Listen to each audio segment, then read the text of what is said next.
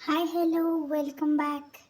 ಇವತ್ತು ಈ ವಿಡಿಯೋದಲ್ಲಿ ನಮ್ಮ ಅಜ್ಜಿ ಮಾಡಿರುವಂತಹ ಕೈಮಾ ಉಂಡೆ ಸಾಂಬಾರನ್ನು ಹೇಗೆ ಮಾಡೋದು ಅಂತ ನೋಡೋಣ ಬನ್ನಿ. ಮೊದಲು ಇದೊಂದು ಮಸಾಲ ಆಡಿಸ್ಕೊತಾ ಇದ್ದಾರೆ. ಅದಕ್ಕೆ ನೋಡಿ ಕಾಯಿ ಮತ್ತು ಕಡಲೆ, ಹುರಿಗಡಲೆ, ಶುಂಠಿ ಮತ್ತು ಈರುಳ್ಳಿ, ಬೆಳ್ಳುಳ್ಳಿ ಹಾಕ್ಕೊಂಡಿಲ್ಲ. ನಂತರ ಚಕ್ಕೆ, ಅದೆಲ್ಲ ಒಂದು ಕಣ್ಣು ಅಳತೆ ಪ್ರಕಾರ ನೀವು ಹಾಕ್ಕೋಬೇಕು. ಸ್ವಲ್ಪ ಸ್ವಲ್ಪ ನೋಡಿ, ಇದು ಚಕ್ಕೆ ಹಾಕಿದ್ಮೇಲೆ ಈಗ ಲವಂಗ ಹಾಕ್ತಾ ಇದ್ದಾರೆ ನೋಡಿ. ಇದು ಮಸಾಲ. ಈ ಮಸಾಲೆಗೆ ನೆಕ್ಸ್ಟು ನೀವು ಸಾಂಬಾರು ಪುಡಿಯನ್ನು ಹಾಕಬೇಕು. ಒಂದು 4 ಸ್ಪೂನು. ಖಾರಕ್ಕೆ ಎಷ್ಟು ಬೇಕೋ ಅಷ್ಟು ನೋಡಿಕೊಂಡು ಸಾಂಬಾರು ಪುಡಿ ಹಾಕಿ ಇದನ್ನು ರುಬ್ಕೋಬೇಕು. ರುಬ್ಕೊಂಡು ಒಂದು ಪಾತ್ರೆಗೆ ಹಾಕಿ ಎತ್ತಿ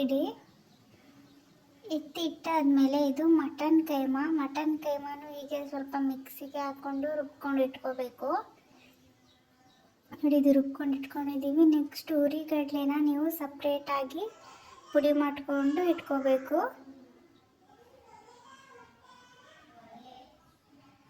ಆದಮೇಲೆ ನಾವು ಮೊದಲೇ ಇತ್ತಲ್ಲ ಮಸಾಲಾನ ರೆಡಿ ಮಾಡ್ಕೊಂಡಿದ್ವಲ್ಲ, ಅದನ್ನು ಸ್ವಲ್ಪ ಹಾಕಿ ಹುರಿಗಡಲೆ ಪುಡಿನ ಹಾಕಿ ರುಚಿಗೆ ತಕ್ಕಷ್ಟು ಉಪ್ಪನ್ನು ಹಾಕಿ ಕೈಮಾದ ಜೊತೆ ಚೆನ್ನಾಗಿ ಮಿಕ್ಸ್ ಮಾಡ್ಕೋಬೇಕು. ಫುಲ್ ಎಲ್ಲ ಒಂದಕ್ಕೊಂದು ಹೊಂದ್ಕೋಬೇಕು, ಆ ಥರ ಮಿಕ್ಸ್ ಮಾಡ್ಕೋಬೇಕಾಗತ್ತೆ.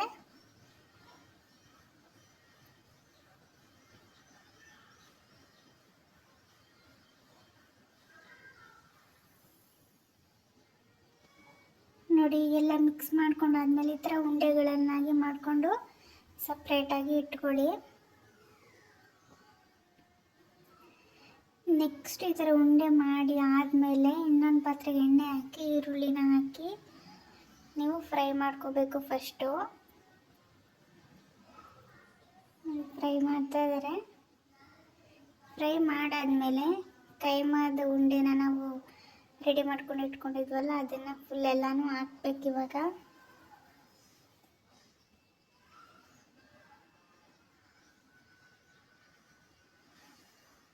ಟೇಸ್ಟ್ ಅಂತೂ ತುಂಬ ಚೆನ್ನಾಗಿತ್ತು. ಹೇಗಿದ್ರು ಅಜ್ಜಿ ಕೈ ರುಚಿ ಅಲ್ವಾ, ಚೆನ್ನಾಗಿರಲೇಬೇಕು. ನೋಡಿ, ಕೈಮಾಗಳೆಲ್ಲನೂ ಹಾಕ್ತಾ ಇದ್ದಾರೆ. ಇದು ನಾವು ಮಾಡಿದ್ರೇ ಒಂಥರ ಟೇಸ್ಟ್ ಬರುತ್ತೆ, ಬಟ್ ಅವ್ರು ಮಾಡಿದಾಗ್ಲೇ ಇನ್ನೊಂಥರ ಟೇಸ್ಟು ಚೆನ್ನಾಗಿರುತ್ತೆ. ನೋಡಿ, ಎಲ್ಲ ಕೈಮಾಗಳನ್ನು ಹಾಕಿ ಆಯಿದ್ಮೇಲೆ ಸ್ವಲ್ಪ ಮುಚ್ಕೊಂಡು ಒಂದು ಪಾತ್ರೆನ ಮುಚ್ಚಿ ಪ್ಲೇಟ್ನ ಜಾಸ್ತಿ ಉರಿ ಇಡಬಾರ್ದು, ಮೀಡಿಯಮ್ ಫ್ಲೇಮಲ್ಲಿ ಇದನ್ನು ಚೆನ್ನಾಗಿ ಬೇಯಿಸ್ಕೊಂಡಾದ್ಮೇಲೆ ಮೊದಲೇ ರೆಡಿ ಮಾಡಿ ಇಟ್ಕೊಂಡಿರುವಂಥ ಮಸಾಲನ ಹಾಕಿ ಬೇಕಾದಷ್ಟು ನೀರು ಹಾಕಿ ಕೊತ್ತಂಬರಿ ಸೊಪ್ಪು ಹಾಕಿದ್ರೆ ರೆಡಿ. ವಿಡಿಯೋ ಇಷ್ಟ ಆದರೆ ಲೈಕ್ ಮಾಡಿ, ಶೇರ್ ಮಾಡಿ, ಕಮೆಂಟ್ ಮಾಡಿ, ಚಾನಲ್ನ